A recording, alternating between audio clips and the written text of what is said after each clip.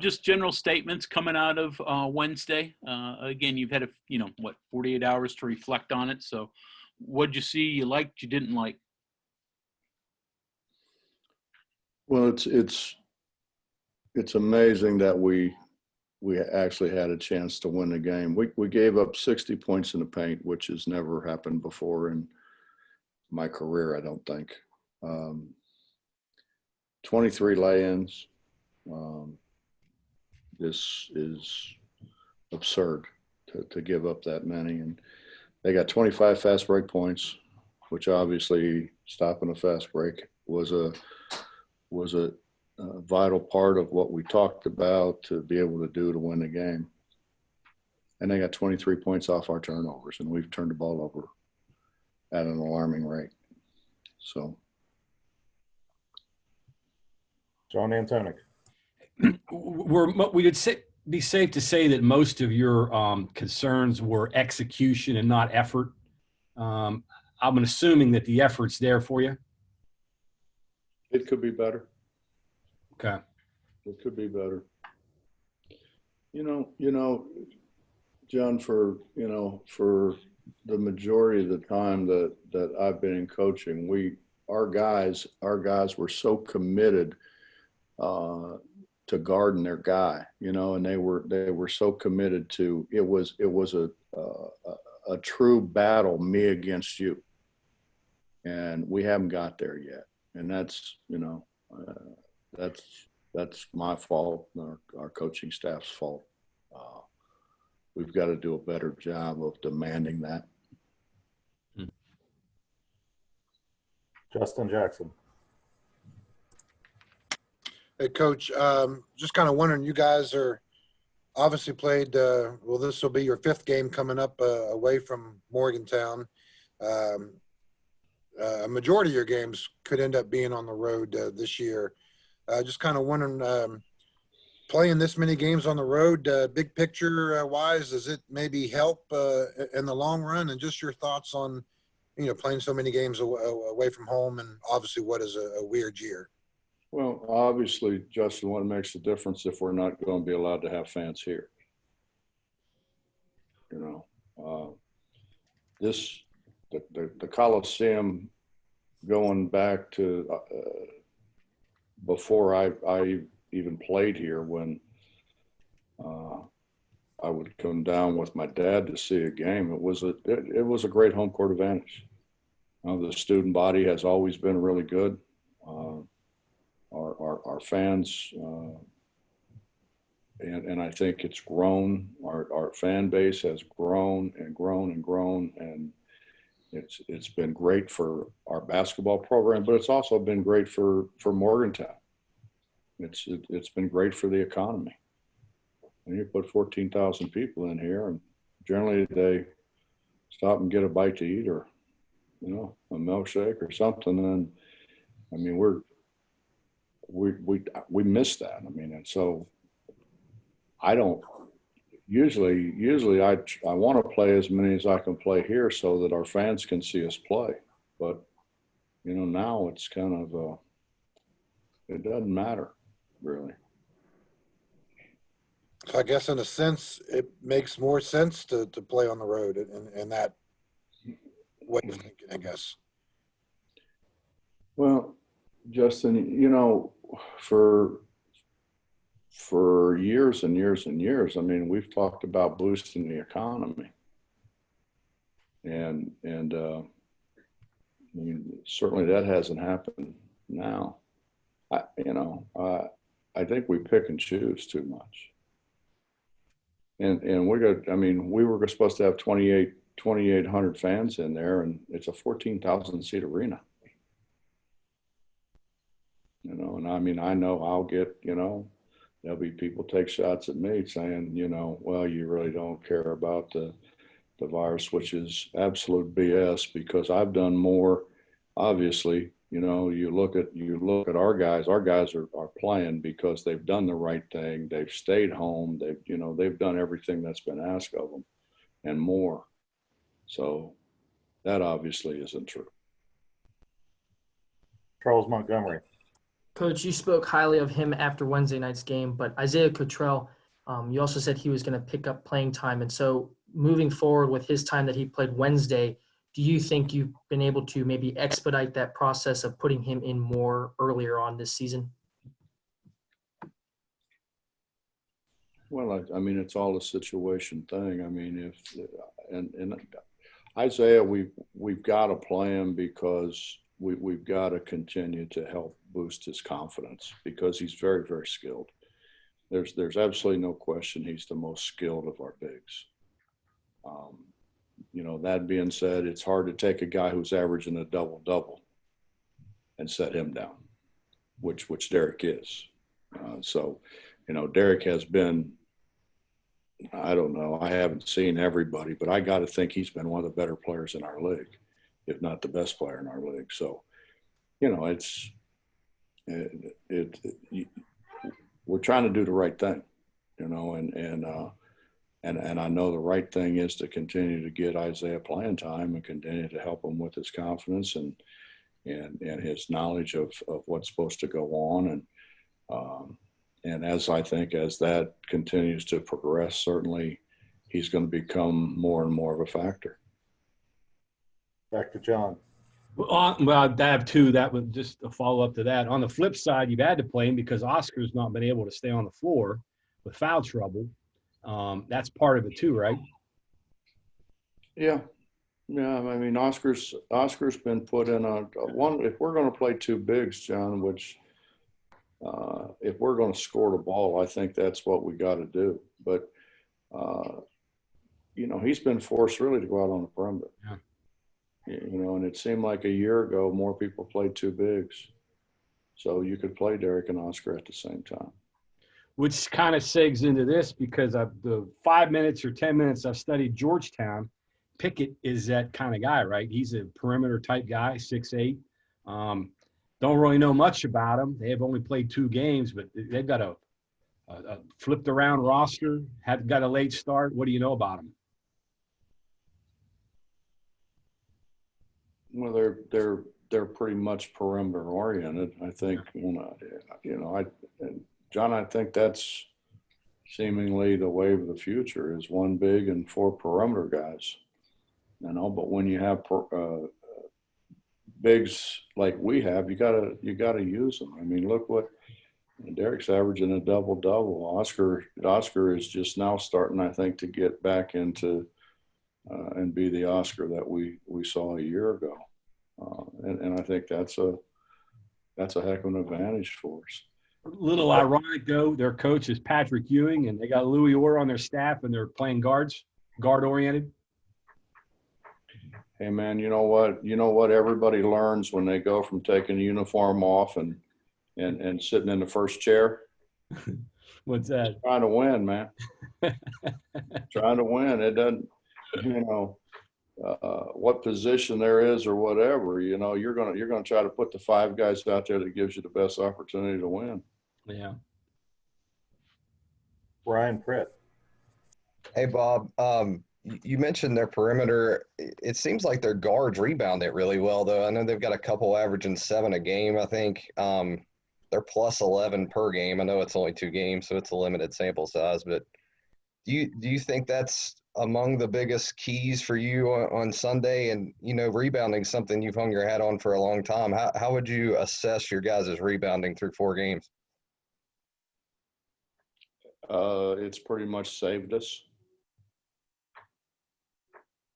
We gave up 60 points in the paint, 60, and that wasn't second chance points, a few, but the majority of it was people driving the ball in the lane. And it's everybody's driving the ball because you drive the ball and you get bumped a little bit, it's a foul. You drive the ball into everybody's driving the ball in the lane. Everybody's ball screening. Everybody's ball screening in the middle of the floor.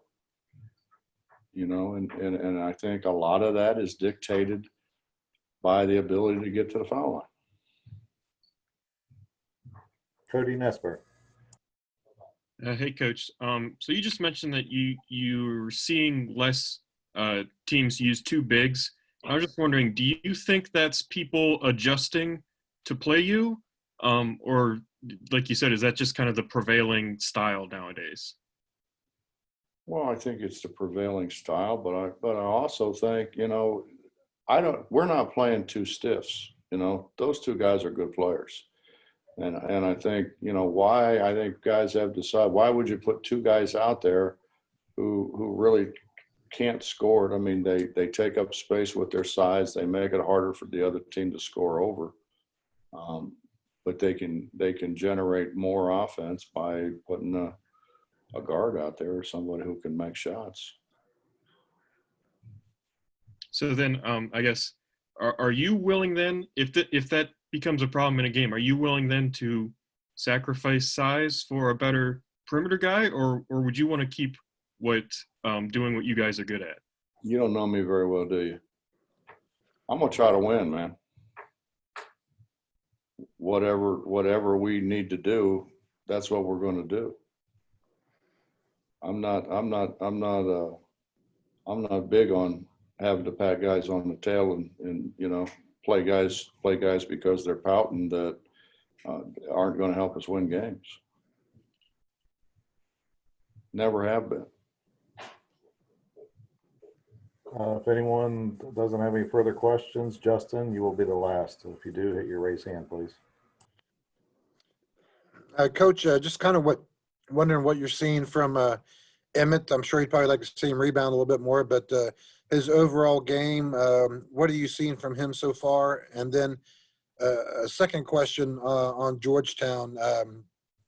But both teams are shooting right around 40% from the field. This looks like this could be like a really kind of a big defensive game. Just kind of wondering what you see in that facet as well. Well, let me address the second one first. I think part of our problem, Justin, is that we haven't passed the ball very well. You look at how many times we've turned the ball over. We've turned the ball over at an alarming rate. I'll give you a stat here. If I can find it.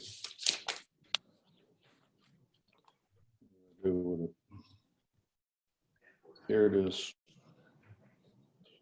3 or less passes, we were 15 for 36. 4 or more passes, we shot 60%. We only passed it 4 or more times, 5 times in the game. That's alarming. We got to pass the ball. We've missed open guys. We hold the ball too much. Obviously, we dribble the ball too much. And it's a fine line in that you don't want to destroy their confidence, in what they can do, but at the same time, they've got to do what it takes to win games, and they've been told pass the ball more. They're going to pass the ball, or they're going to be in a position not to have the ball, so they can't pass. So we won't have to worry about them passing it. And your first question, Justin, was? Well, Emmett, just what you're seeing there. I'm sure you'd probably like to see him rebound the ball a bit better, but does he need to be a little bit more aggressive offensively as well? It's hard to be aggressive when you don't get the ball. Yeah. And I mean, you look at Derek's numbers, and primarily Derek's scoring off the offensive glass. We're not throwing it to Derek as much as we need to throw it to Derek. We're not throwing it to Oscar as much as we need to throw it to Oscar. And primarily the passes that each one of them are receiving is from the other one. It's from the other big, yeah. So, I mean, think about what I just said, though. I mean, you look at our shots, and again, 36 field goal attempts, 3 passes or less. That's not good offense. I mean, particularly when you're not making the shots. Yeah. So we've got to get that part taken care of. I think everybody realizes we have the ability to be a really good team. But in saying that, I mean, we got to do what's right and do what's productive. Greg Hunter, you're up. And Cody, back to your question, I mean, that's the whole thing. I mean, you're going to play people who are productive. And obviously you don't play people who aren't, My dad told me a long time ago, I sat on the bench a little bit here when I was a sophomore, and my dad called me and he said, what are you doing? I said, what do you mean, what am I doing? He said, well, you're sitting on the bench. I said, yeah. I started giving an excuse. You know what he said to me? Hey, boy, if you want to play more, play better.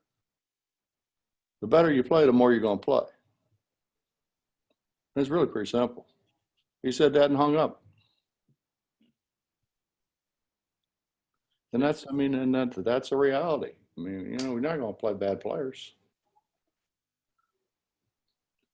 Hey, Bob, in terms of Sean McNeil, he hasn't really found a rhythm yet. Do you still think that that's there? What are you talking to Sean about? Well, I think some of it's mechanics. I think some of it is they're guarding him pretty good, and he's taken some forced shots. He's frustrated. He's frustrated because he said, I make them in practice and I can't make them in the game. Well, we've got to get him better shots. And I think if we get him better shots and he makes shots early,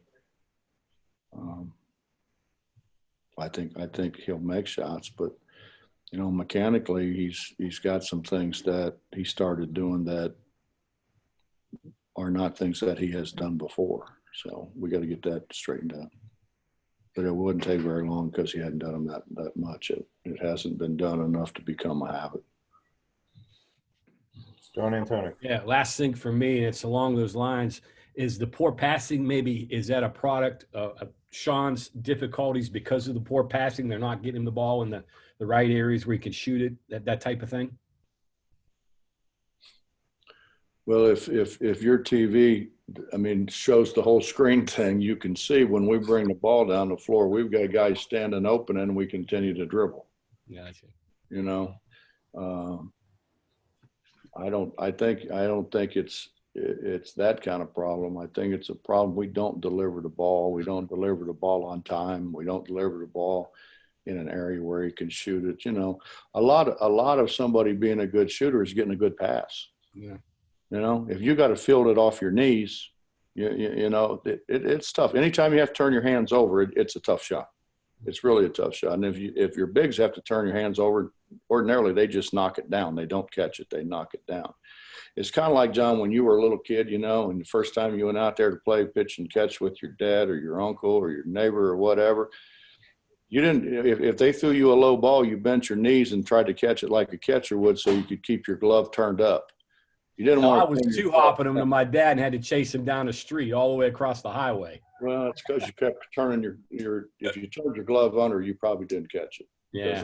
That's generally what happens. And it's the same with what we're talking about.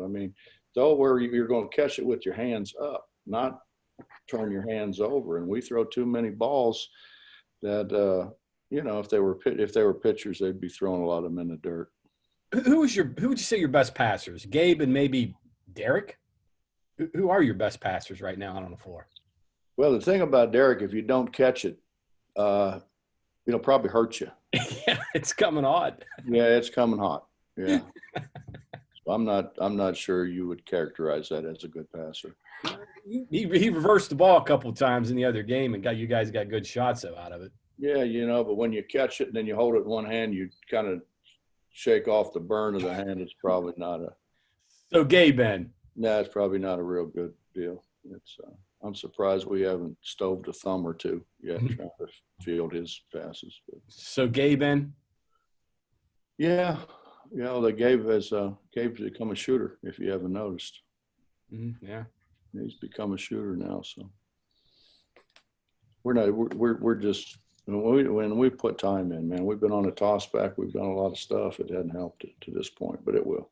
Yeah.